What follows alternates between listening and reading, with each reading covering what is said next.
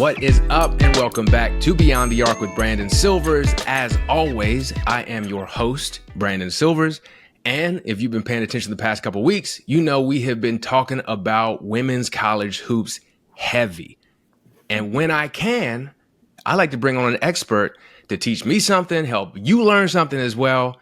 We got a good one today. Former Division I and professional hooper, also the founder and CEO of Your World Media. And you can also catch her on a WNBA or women's college hoops broadcast near you. Super cool to be able to talk about the Big East today with the legendary Ice Young. Ice, appreciate you coming on. Oh my gosh, legendary, I think was a bit too much, but thank you so much for having me. Thank you for having me. Big fan of your work. Thank you for covering the game and the culture and the way that you do. I'm excited to talk Big East. I love this league. I've never played the Big East, but growing up in Jersey and like watching college basketball, I have tons of friends, teammates that went to St. John's and Georgetown and all them. And so it's just a very familiar conference to me. I feel like I played in it. Yeah, that was the conference, especially if you're as old as me. That was the conference back in the day. So, Well, you can't talk about Big East women's hoops without talking about UConn. Preseason number 2, even after losing Nika Muhl and Aaliyah Edwards. What did you think about that when you saw those rankings come out? Yeah, honestly, one, we obviously know that Geno Auriemma consistently for 40 years has put a good product on the floor. And so you know that they're going to be in the probably top 10. Anytime they're outside of maybe the top 7, I'm like, whoa, what's going on? Hold on. But in the last couple of years, the competition has gotten better. This is a Huskies team that hasn't won a national championship since 2016. And so I feel like there's this pressure building up a little bit of like, when are we going to see them win a national championship again? But when you talk about, returning Paige Bueckers, the most efficient player in the country, Geno Auriemma said last year, is coming into that and could be that this year. You talk about AZ Fudd and the return of her. I had the chance to talk to her at Big East Media Day, and so she's now healthy, one of the best sharpshooters that we're going to see in the country. And we just hope that she stays on the floor and can stay healthy. She's suffered a couple of knee injuries. They brought in a brilliant freshman in Sarah Strong that was a 5-star recruit. She had a ton of hype. So I also think Sarah Strong, preseason Big East Freshman of the Year, helped them also with that ranking because she's such a high-level player and they know she's going to make an immediate impact.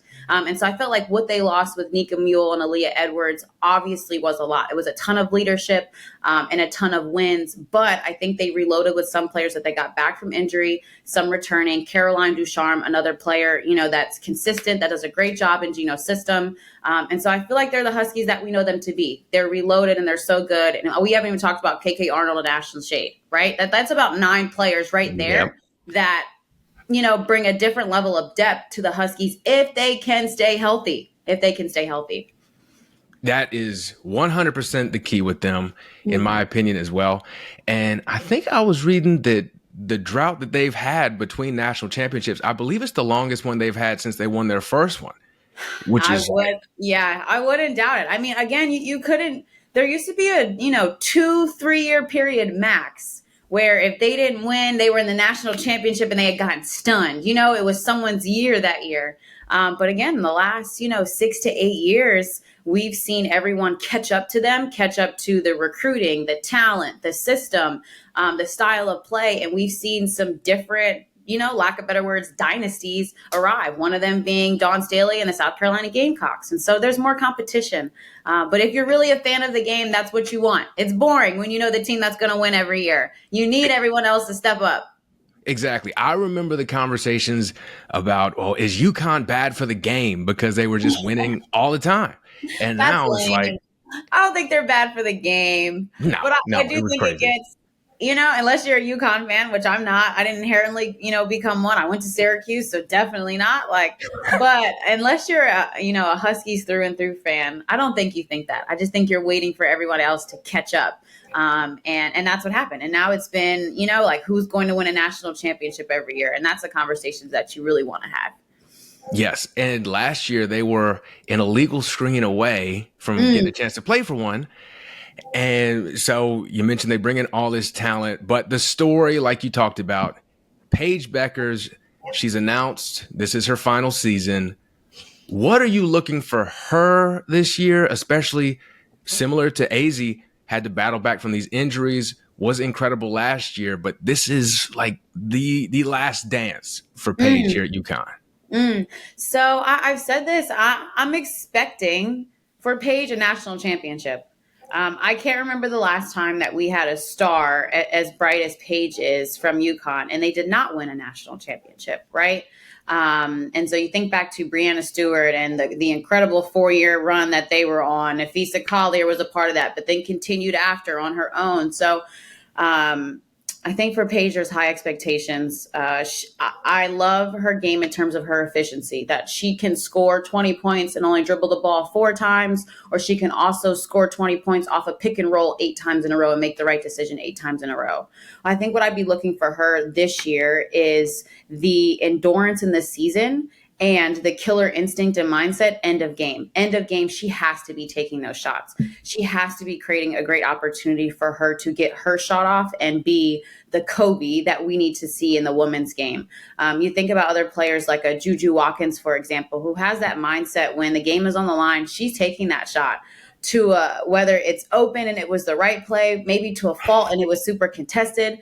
But as the best player on the court, and one of the best in the country, you want that privilege and that honor and the responsibility to take the best shot. And I think there were moments during the Final Four that Paige didn't take the shot, or maybe made the right play but didn't take the shot. And I remember a few, and I thought that's going to be a growth area for her, to know that she has to be the one to do that she's prepared and equipped and has all the tools, I truly believe, to score on anyone in this country, but especially when the Huskies need it most. And so I think there's a growth level for her just to have that last killer final instinct in order to finish the game. And for her leadership, she's talked about being a better leader publicly and wanting to bring others with her. And so she's going to need to bring every single Husky on that team with her in order to get a national championship. I truly believe it's going to take Geno playing 8 to 9 players, which he doesn't like to do, but also didn't have the luxury of doing during their last Final Four run, because they finished the season with 6 players. They were playing 6 deep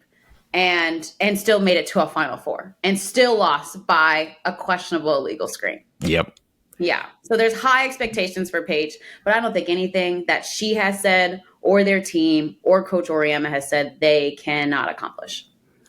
I agree. And I think Geno's touched on that too, about we need Paige to take over more and how that's a point of emphasis for him. How much do you think that is because of the injuries that she sustained? Because I remember her freshman year, I believe, they beat South Carolina in overtime. And I remember watching that game and being like, this looks like Kobe out there. She looks like this looks like Maya Moore. She is the truth. Yes, the truth. I think I just think it has to be the next step for her. And I think the injury bug has been a lot of the Huskies. I've gone through it, tearing 2 ACLs. It's something as an athlete that you have to get through and you have to fight through. I actually don't think, though, that the injuries are what's holding this back from her. I think it's more of just, again, an endurance, knowing that maybe you've taken the shots all game, but now in the final 2 minutes, you have to take these shots, right? You have to set up the screen correctly so that you get open, so you create an advantage, so you can knock it down for your team. And so I think it's just the mindset and mentality of her maybe that, can grow. And I think the injuries have obviously caused her to miss some time. So maybe there's some time on the court where she hasn't been put in a ton of those situations. But this season, I truly believe they will be consistently putting Paige in a situation where she has to take over and win them the game. I'm excited. And she played a little bit of a different role last season too, because you said they had like 2.5 players. And she was playing power forward at point. Paige Bueckers. She played bigger. Yes, we saw big guard. Yes, Paige Bueckers. Oh my goodness. Crazy. I remember her rebounding in the tournament was amazing, like snatching down rebounds and showing her athleticism. So she had talked about that season too, building her strength. So every season she is building something different. It sounds like this season it's the mentality, and I'm excited for her. I'm excited to see Paige take over. Like, why not? Why not?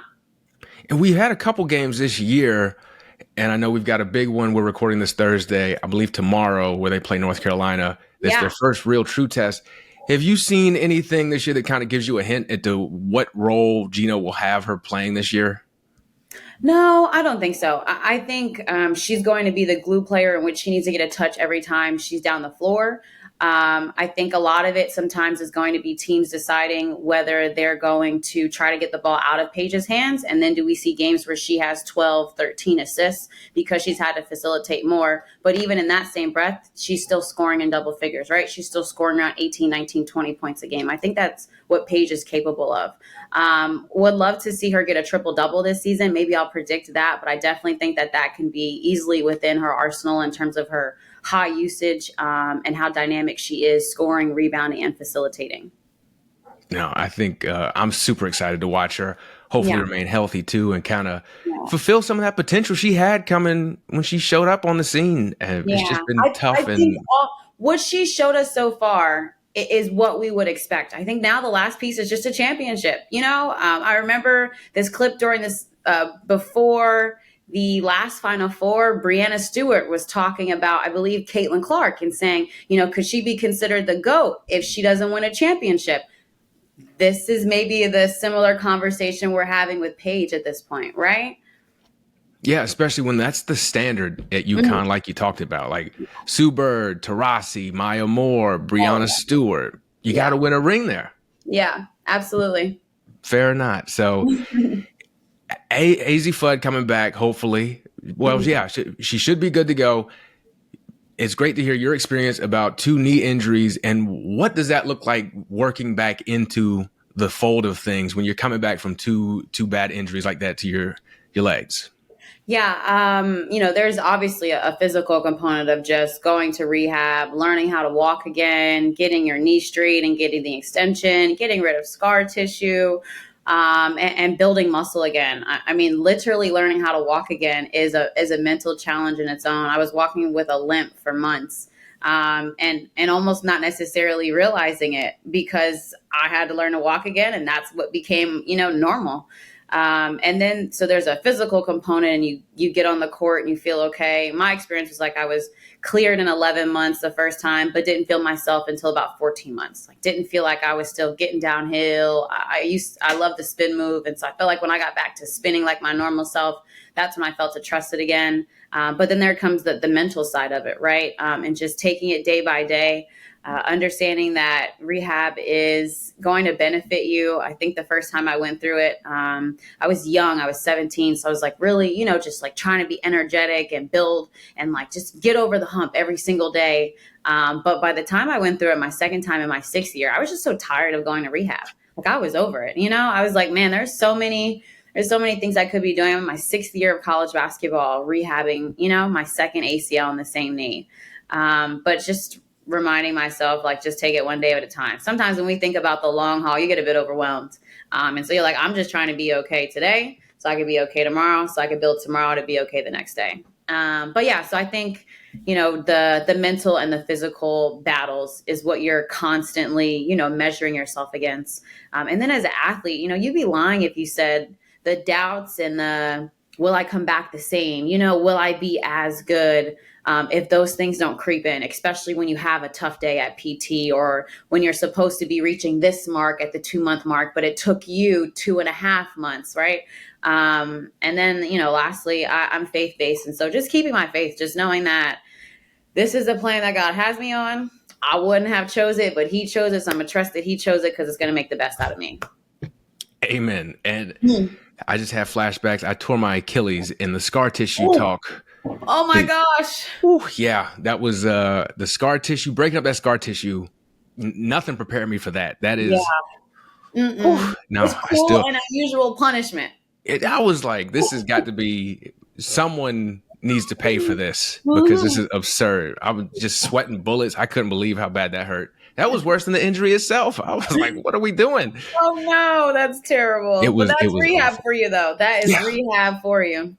And you're right. It's a grind because you're not doing like really fun exercises. Like I was picking up marbles with my toes and stuff. Like, it's just like, I want to be out there hooping, but yes, that's not how it happens. So hopefully she's back. That obviously adds a different dynamic too.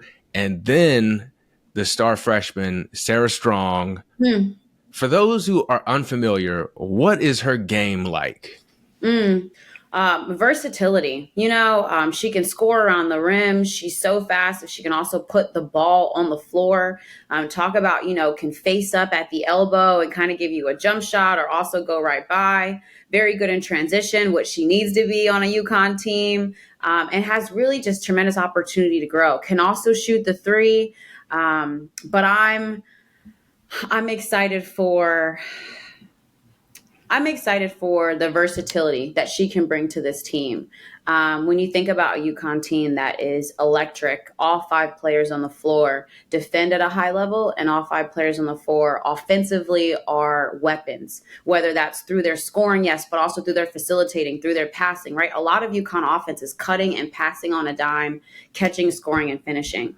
And so I think she's a bright young player that is really starting to click and has already the feel and the pace and has to grow with that, but it'll come with time. Yeah, I remember waiting for her announcement to see where she was going. And that's kind of one of those things, too, where we talk about people think because UConn hasn't won, maybe they've fallen off a bit. No, Geno knows how to keep them coming. So, I mean, you see. For sure. And then the pickup in the transfer portal, Caitlin Chen. I'm a Jersey girl, so I know Caitlin Chen's game. I call a ton of the Princeton games. They're honestly my favorite local school to work with because it's always high-level basketball and high IQ basketball. But I think Caitlin Chen is also going to unlock this offense. She had 7 assists in their last game versus USF, but just a very good, heady guard. What you would expect from the Ivy League. Yep. A very smart, steady, heady player that can make sure that Paige gets her touches when she needs to, that can make sure Ashlyn and KK are fed as well, that can make sure that Sarah Strong is also getting the touches she needs to in comfortable positions. And then when everybody else is being guarded so tough, she can also break you down and score. She is crucial to what they've added in terms of their guard play and veteran leadership. Even though KK Arnold and Ashlyn Shade had fantastic years last year, they're still younger players. So they brought in a grad transfer from Princeton who has won championships, been to NCAA tournaments. She's going to be just fine with getting UConn to a Final Four. The theme of these discussions around these conference previews and conference check-ins have been the traditional point guard. What is the value from someone who played of a traditional point guard like a Caitlin Chen? Yeah, it's all about the system that you want to have. But traditional point guards, they take care of you. That's what I think about. They take care of you on the floor. They make sure that everything is organized, that everything is being communicated. They make sure to understand what we're looking to get and directing others to do that. I feel like you have a high level of trust when you know that there's someone on the floor that's dedicated to making sure the team is being ran. Right? We've seen point guard by committee. We've seen point forwards turned into point guards. No disrespect to a Madison Booker at Texas because she did it phenomenally. But there's something to be said about when you just have that particular role on the floor in which that is what they're doing on both sides of the basketball. And so I think for as many shooters and offensive weapons as UConn has, you need a player that maybe doesn't care if they score more than 8 points. But if they've got 10 assists, that should be her goal. And we talked about them losing a Nika Muhl. I'm not sure Caitlin Chen maybe fills the defensive void that Nika Muhl, that they lose with Nika Muhl. She was fantastic on-ball defender. We saw her guard Caitlin Clark and make that a very tough game. But offensively, Caitlin Chen definitely has similarities to Nika. That's awesome. Yeah, because I did not play at a high level as you did, but making the transition, I was trying to be forced into moving from a 2-guard to the 1. Completely different. It's a completely different thing. I know how to get from point A to point B for me to score, but to know right. How this guy scores and this player scores, no, thank you. Yes, everybody. It's something else. So, yeah, I'm really excited to see her play at this level too, because like you said, she was cutting up at Princeton. Yeah, I thoroughly enjoyed watching her hoop. And then we've also got, you mentioned KK Arnold and Ashlyn Shade. I feel like nationally they kind of flew under the radar with all of the tremendous freshmen we had last season. What did you see from them that made them so spectacular last year? And where do you see them heading in the future with their trajectory in their Yeah. careers? First for Ashton Shade, just, her confidence in her shooting ability, to know that that was her role, to make sure that she had a quick trigger. She was always moving without the ball, and really hunting her shots offensively. I thought that she just took tremendous pressure off of Paige sometimes, because if you left her open, she was going to knock it down. And so I think, her growth from that standpoint question this year is like, hey, now is she able to put the ball on the floor if teams close out hard? Because obviously they're going to have to. On the other side for KK Arnold, who, Geno had high praise about before this season. I forget the player that he compared her to, but it was very high praise. But her skill on the ball, her getting downhill, she plays with a bit of flair where she can get and ones, get a sneaky behind the back, and then, finger roll. I think her mid-range game is where she can grow this year in terms of finding it a bit more, knocking down the floater or teardrop when the defense is a little bit far. But she does a great job of like breaking down her defender, scoring in transition. And I think look to see her carry a little bit more of the offensive weight this season in terms of playmaking. If you talk about Caitlin Chen being able to set up others, Paige already naturally doing that because she attracts so much attention. I also think KK is a player that can really make others better around her, with the attention that she can attract and how she can break down her defender. Definitely. So it sounds like we have a Final Four contender here in UConn. Surprise, surprise. What could possibly get in their way of making that happen?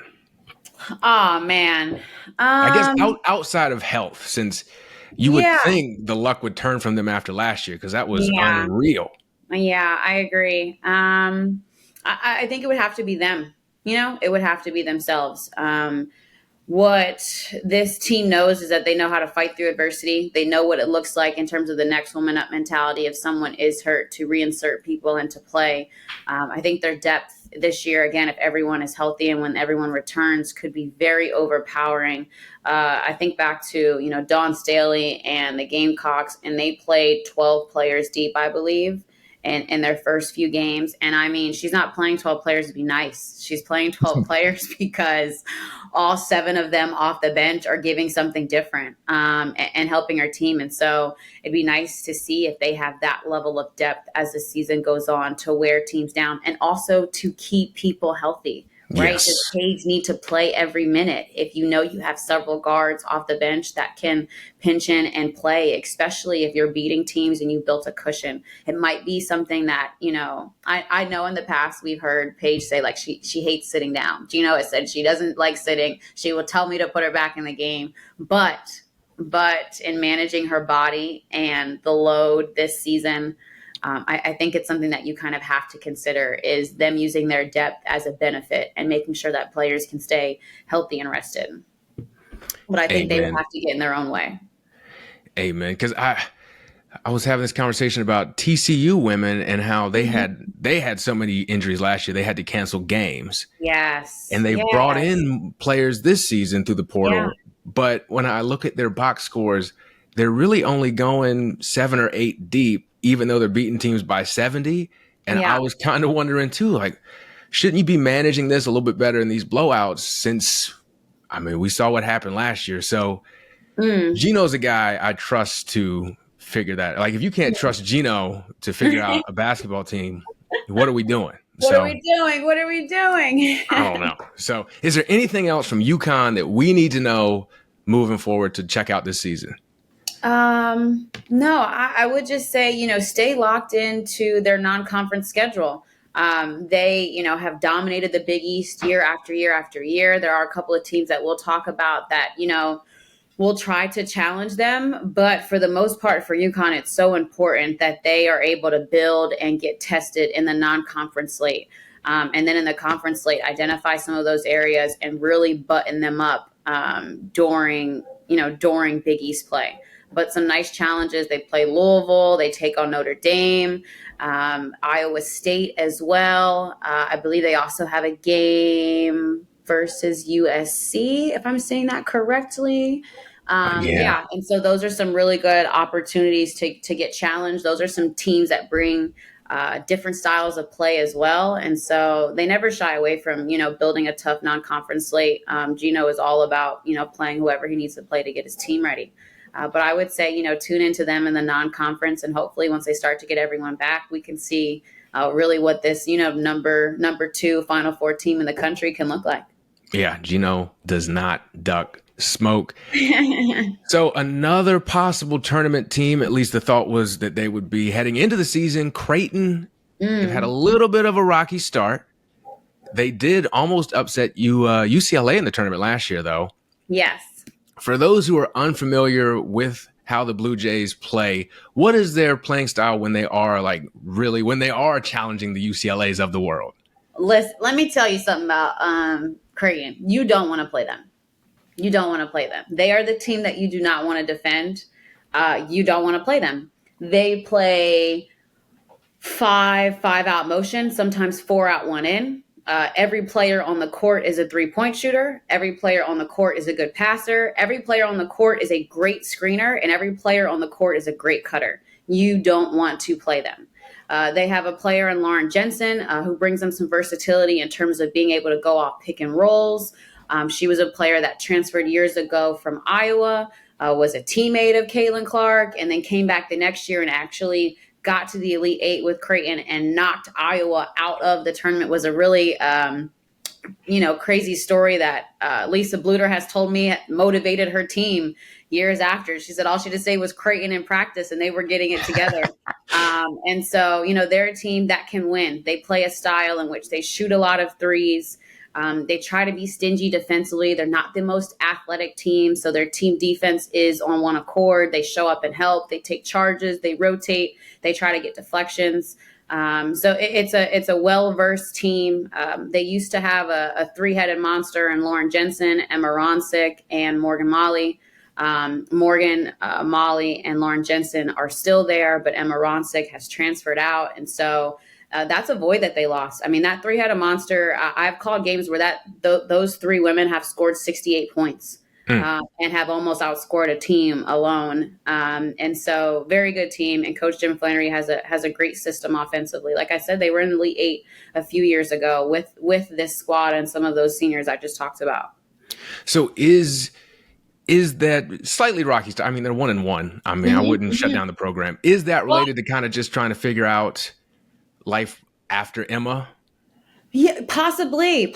Here's what I'm going to say, though. They're 1-1, and they played at South Dakota State. Yes. So anything about women's basketball, that's another team you don't want to play. As a matter of fact, they knocked my Syracuse team out of the second-round NCAA tournament where we should have been in the Sweet 16 on our home floor when we hosted. South Dakota State, the Jackrabbits, consistently great basketball. I've called their games year after year. I called their Summit League championship. And so it's very competitive. Again, 5-out style, 5-out motion, going to screen you to death, cut to death, and knock down the 3. Also can score in transition and have really good point guards.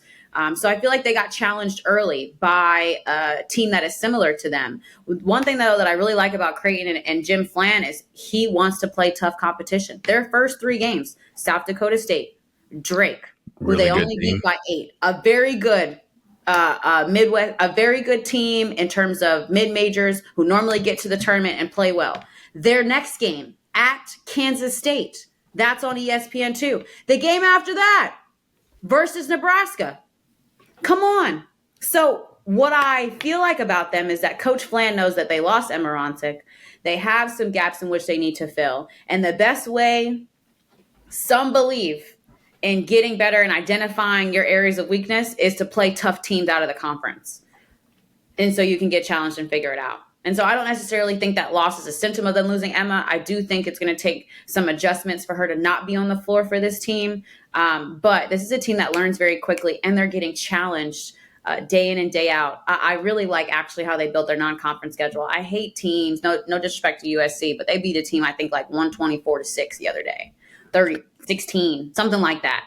And it was like, it's cool. We have to play those teams because, every game can't be a tough game. But if I'm a Creighton Bluejay right now, I'm like, first 4 games of the season, my team is hooping. We're playing good competition, and you lose a couple of those, who cares? It's not March. You get better. And hopefully the teams that beat you do well in the regular season and the rest of the year. And then hopefully you continue to win and it's a good loss for you. But you have Yes. to have good losses. In order to have good losses, you gotta play good teams.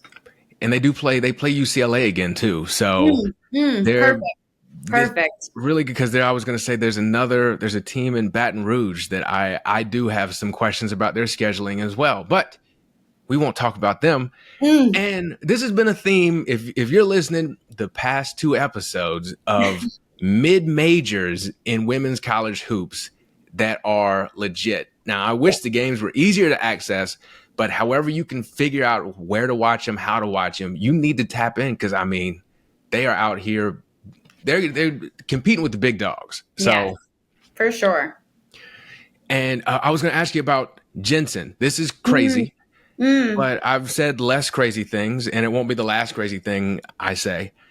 Is there any chance, assuming both are healthy, that she could compete with Paige for the Big East Player of the Year? I don't think so. Yeah. I just had to ask. Just being respectfully messy. She'd have to. I love it. She'd have to have a tremendously stellar year, and the same result in terms of who wins the conference doesn't happen. Yes. I think one of those would have to happen. But Lauren Jensen, I mean, a player that easily could be number 2 in scoring in the Big East, easily a top 10 player in the country, in fact, in terms of scoring. I mean, really has the ability within Creighton's system to score at all 3 levels. She's gotten better every single year at scoring off the dribble, especially from 3. And last year, I feel like I was really impressed with her slashing ability when people were running her off the line to get into that mid-range and throw a floater up off the glass, or also mid-post action when she has a smaller guard guarding her. Lauren is about 5'10". Like, she does have a couple of inches over if you put a point guard on her to be a pest. And so she also was scoring over smaller defenders. She's extremely versatile, and a lovely young lady. I truly enjoyed talking to her at Big East Media Day. So I'm expecting a huge year out of her because of the loss of Emma Ronsick and this team needing her to probably do a bit more on the offensive side of the basketball. And you talked about it, came over from Iowa, averaged 1.3 points a game as a freshman at Iowa. And through 2 games this year, she's already averaging 27.5. She put up 17 last year, 16 the year before. I love to see the growth like that from players.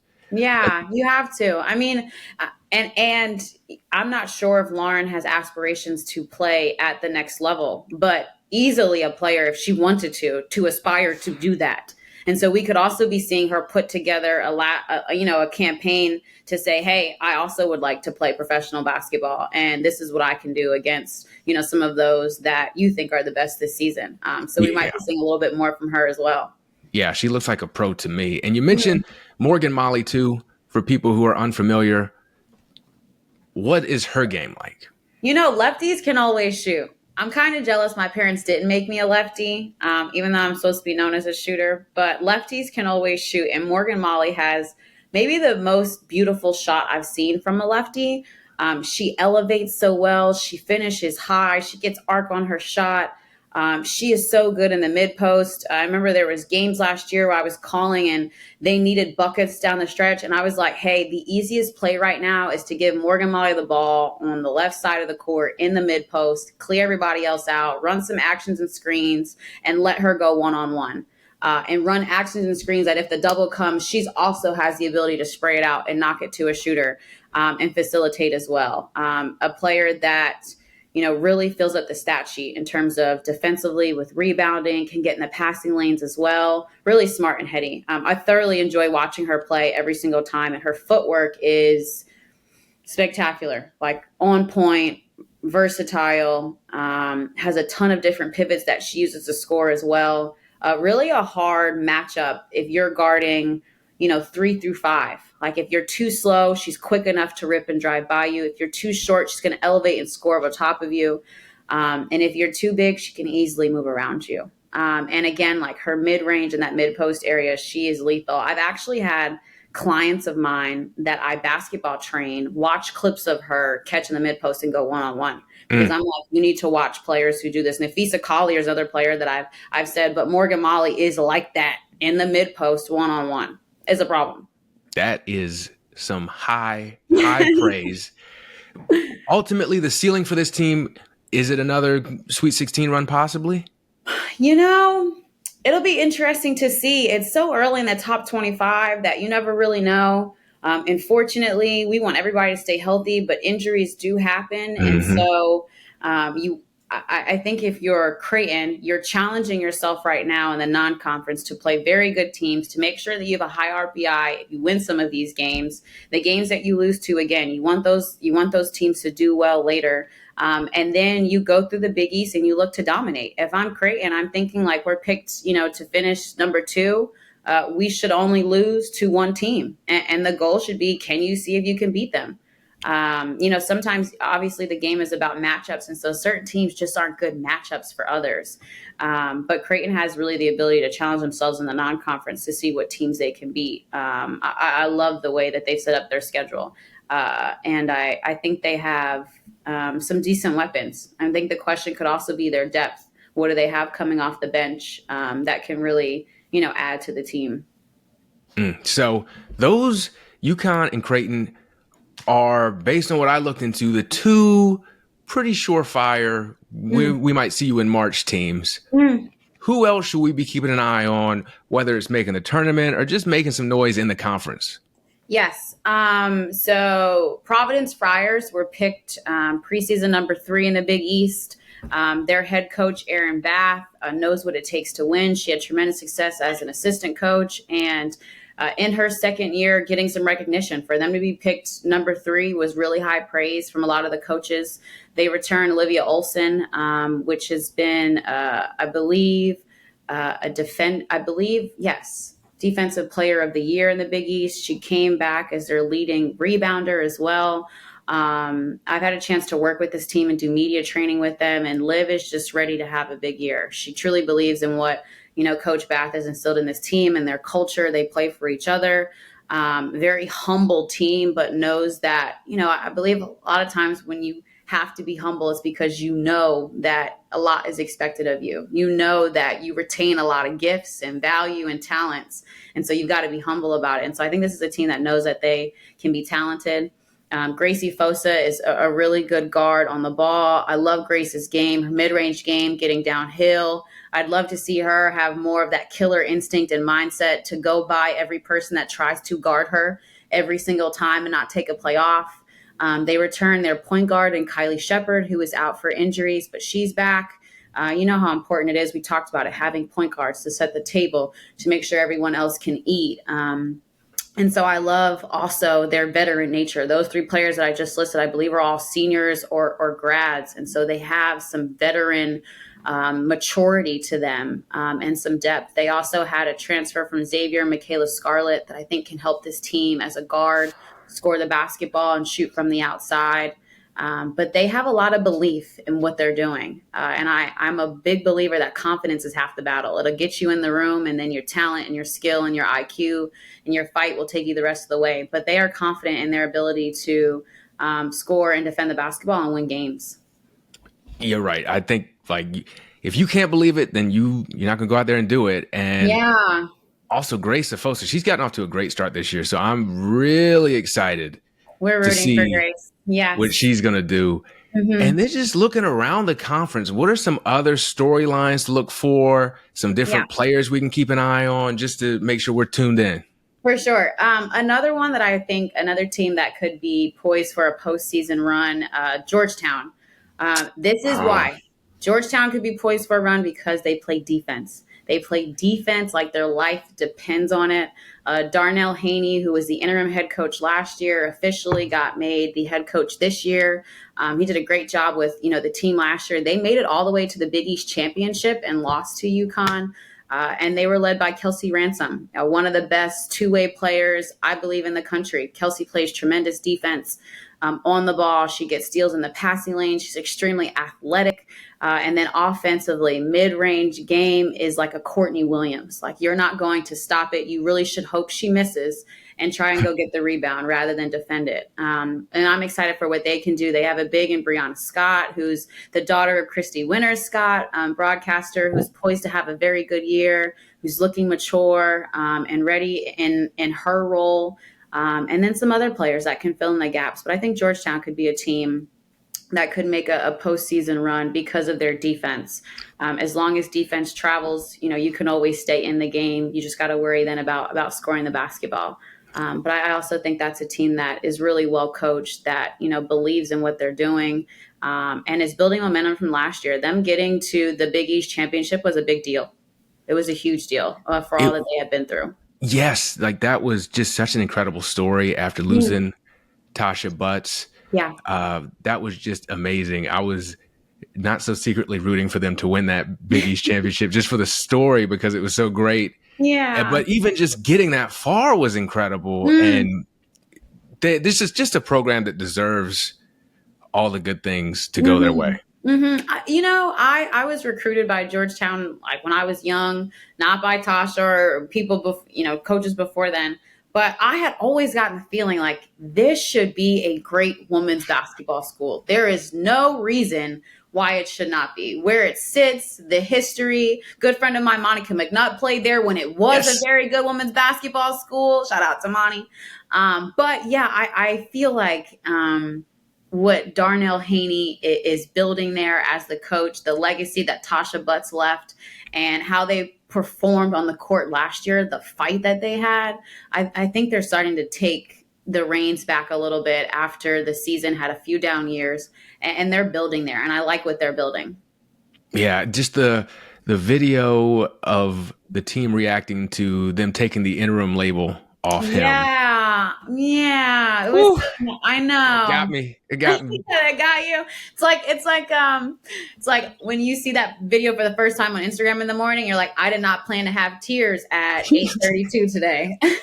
Yeah, I was like, okay, I gotta get it together. But no, that one got me real good. I was like, okay, this is why I watch sports. It always brings you back. Every single time. Is that it as far as maybe making some noise in March is concerned with the conference?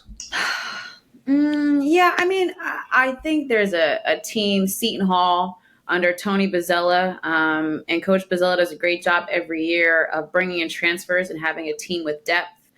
They're always a team that can surprise you. You can never rest when you're playing Seton Hall. They brought in a transfer, Faith Masonis, that was at Maryland. Jersey girl, she's playing very good for them. I believe that she's led them in scoring their last couple of games. Yeah, she is hooping. Yeah, she's hooping. And I would expect her to. I mean, Faith is a super senior. She's extremely mature. On this team, she should know exactly what her role is and should be very confident in it. And she's played at Maryland. I mean, she's played high-level basketball, and so you hope that she's also bringing others with her and making other people around her better. But I think that's a team that, is hard to count out. I also believe St. John's and the Red Storm were picked in the top half of the conference this season.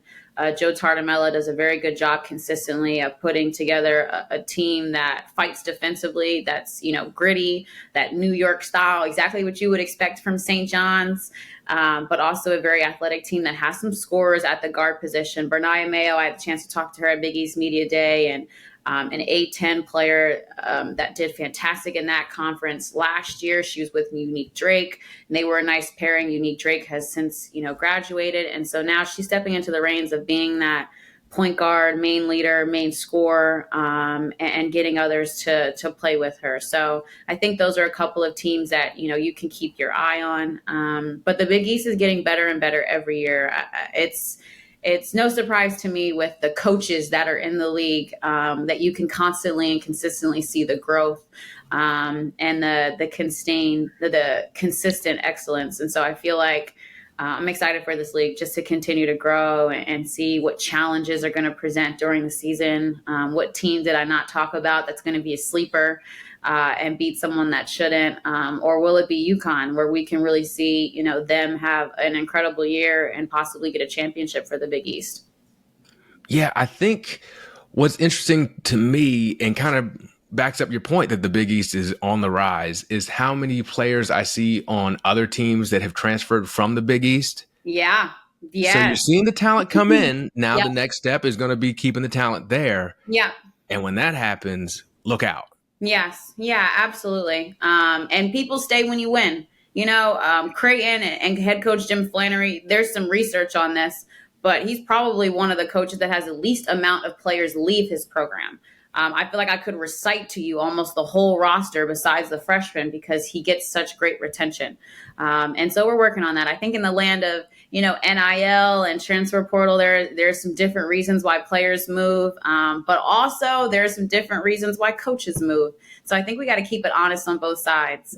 Yes. I'm a former athlete, right? So I stick up for the athletes when I can, as much as I respect the coaches. But I'm happy that the athletes are, have the opportunity to build, and get what they deserve and save and plan, but also really reap the benefits of the hard work that they're putting in. Maybe if I had gotten an extra $200K from the knee surgeries, I'd feel a little bit better about them, Tell me about it. So I'd go tear up my knee right now for $200K. Right. Bring the check. Again. So I don't know. So what else do we need to know? Have we covered it all? Maybe we covered it all. I don't know. I think we've covered it all. Yeah, I mean, there are some national teams that have definitely caught my eye. We've talked about, several of them, but I would say, Notre Dame women's basketball with Hannah Hidalgo and Olivia Miles in the backcourt. UCLA, Lauren Betts has been very good inside. Talk about, Kiki Rice in the year that we can expect to see from her. Who else do I have my eye on? We talked about South Carolina. Man, we might have covered it all. We might have covered it all. We might have covered it all. Texas. We talked about Madison Booker a little bit, but Rory Harmon coming back. Yes. Oh gosh, man. I just, hate when players go down, but so happy when they come back and are able to play. And again, you just, want these athletes to stay healthy. I'm excited this season. I cover a lot of the Big East, the A10, and the ACC. I cover other conferences, but those are, I feel like, the main ones. And so excited for an ACC that has 18 teams now. And will I be sent to Stanford? Who knows? But I think it'll be an interesting year. I think there are more stars than ever before. I think we're talking about more names and more teams. There with conference realignment, it's kind of everybody getting a better idea of, okay, who are we actually going to see in conference play and how many bids can we expect from the ACC? If they get 10, is that outrageous? It's not, because the other 8 teams probably would have gotten a bid over some other teams. And so I think there's just going to be a lot new that we're going to see this season, but I'm looking forward to it. I'm looking forward to games continuing to be on a national platform. I tell you what, I have one next week that everyone can tune into. Let's hear it. It is November 23rd. It's Notre Dame at USC women's basketball. The game is on NBC. I'll be the sideline reporter for it, along with Zora Stevenson and LaChina Robinson. That'll be on the broadcast. Ooh. Yeah, I'm excited. I just big time. It's got all the names: Hannah, Liv, Juju, Kiki, and company coaches. I'm really excited. So I feel like it's here. Like, the best time of the year is here. This is my favorite. Can you see how happy I am? Like, this beats Christmas to me, honestly. Now, what's going to be crazy is how shameless I am pointing out to people that you were on my show when you're on that TV. It's going to be ridiculous. Listen, but I'm going to do it. Now. We want it now. Yeah. You got to text me some of your thoughts during the game, too. Absolutely. So, no, I'm super excited to annoy the hell out of people by pointing out people who I respect and have gotten the chance to have a conversation with. So you do all kind of things before we get you out of here, because I know you got even more things to do later today. Where can everyone find you other than NBC? Because they're going to hear about that one from me for sure. But they want to stay tuned in to what ICE is doing. Where can they find you? Yeah, absolutely. Okay, so on the digital space, I work with Yahoo Sports. So I cover NBA, WNBA, and college basketball. You can touch a ton of our social clips. I also do a podcast, The Good Word with Goodwill, and Vinny Goodwill, and I love chatting with him every week and covering NBA. Very underrated dude. I love that guy. Oh my people. Vinny's, my people. I love working with him. I also work with CBS Sports, which is where I call a ton of college basketball, men's and women's. I'm in the studio this weekend for a couple of games. Also next week, I believe, during Feast Week after LA. What else? My Instagram handles are IceYoung23 on everything. So hit me up on Instagram, TikTok, and X, and also Threads. I like Threads. Are you on Threads? I'm on Threads. I'm also trying out Blue Sky and seeing what's going on. See? Nope, I don't even know what that one is. So Look at you connected to the young kids. That's a new one? I think it's new. I think it was created by the person who created Twitter originally, but then I think he's out of it now. Everyone seems to like it. I found out from someone who was younger than me, so I hopped on over there. Okay. Come test it out. We need a little more interaction. I would say the demographics. We need the demographics to shift on Blue Sky. Right. We need purple skies and brown skies. We need some brown skies, some black sky, a little white sky, a lot of clouds. So just come on over. Come help me, please. I hear you. Listen, well, recently I feel like I've been advocating for Threads. I'm on it a ton, and I just like the community. I don't know. Maybe It's a little bit different, but yeah, the community is cool. But I'm also on Threads. I'm trying to be more active. So feel free to hit me during that.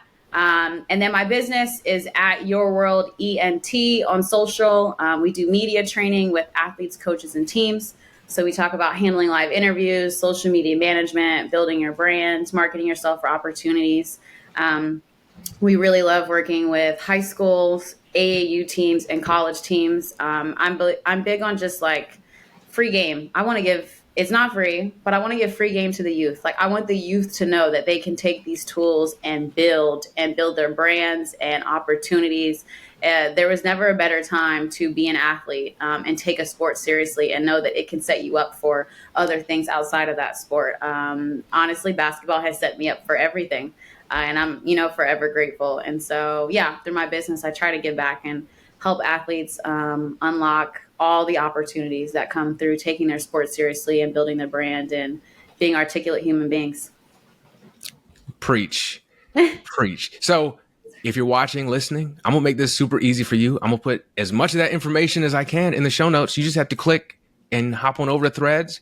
Come join us over at Blue Sky, maybe, or maybe I'll just leave and go to Threads because I'm trying to figure that one out. But no, I'm incredibly excited. This was an awesome conversation.